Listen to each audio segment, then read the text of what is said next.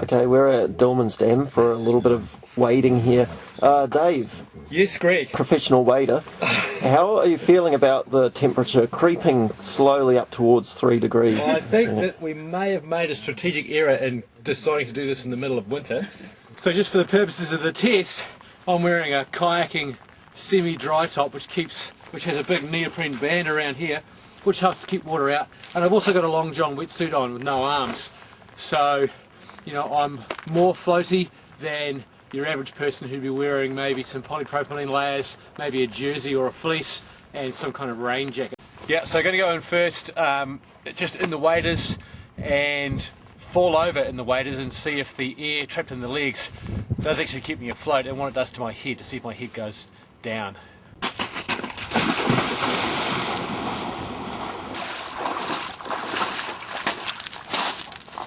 Very floaty initially. I think now I'll let them fill up with water.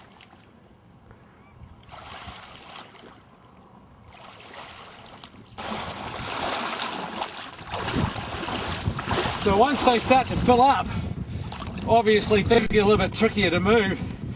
I mean, you can see they're filled to about there right now, and it's very, very hard to move around.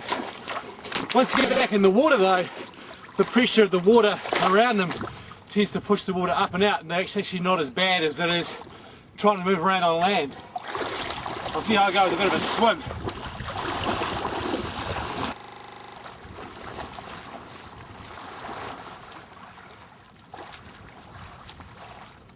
It's actually gotten easier.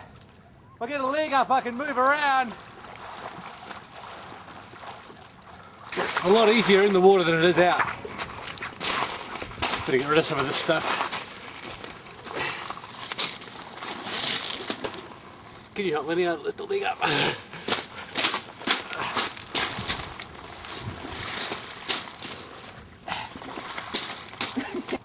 Fishermen tell me you should wear a belt when you wear waders to keep the water out of the waders if you get in a little bit too high. So I'm going to wander in with this belt on around my waist and see just how much water that keeps out of the waders. Well, I suspect it'll do quite well.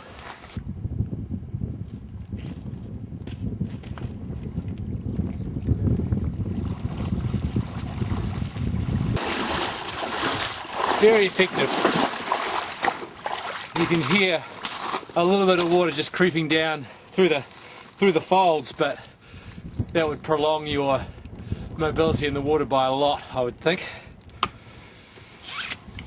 Simple, be a lifesaver. And the addition of a PFD on top, a life jacket, would be even better once again, I'm sure. So I'm just putting a life jacket on. It seems strange to me that people would even consider going in a river with waders and not a life jacket. It just, you know, the fact, even if these things do provide an amount of flotation because they're neoprene, the flotation's all in your legs. I mean, these are warm, they keep your body upright, and I'm sure they're going to make me much more balanced and give you a lot more time to move around in the water once I'm in there.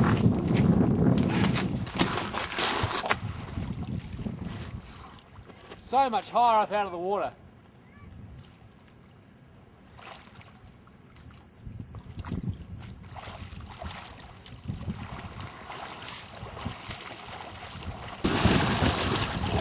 Dramatically different. It's just so much higher out of the water with a life jacket on.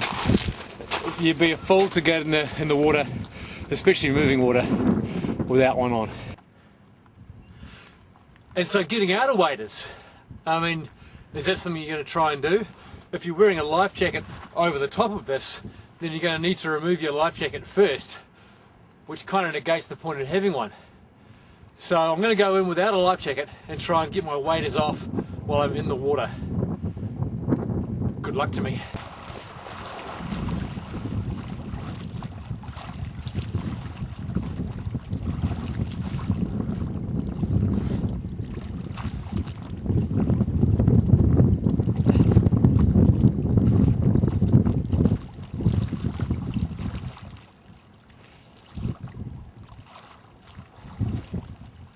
getting your feet out of the gumboots is definitely the hard part. Getting them off your shoulders and down to past your waist, relatively easy, but getting the feet off, definitely hard. If you're being tumbled around in moving water, that'll be quite a mission, I think. So now, trying the kind of nylon wader, PVC nylon wader.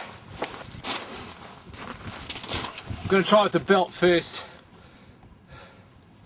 to see how effective that is at keeping water out, and then I'll take the belt off and let water in and try and swim in these waders.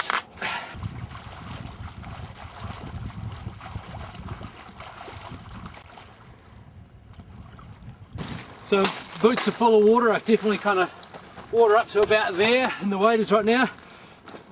You can feel it rushing in. It doesn't seem to somehow keep the water out as well as the neoprene waders. I'll try this without a belt now.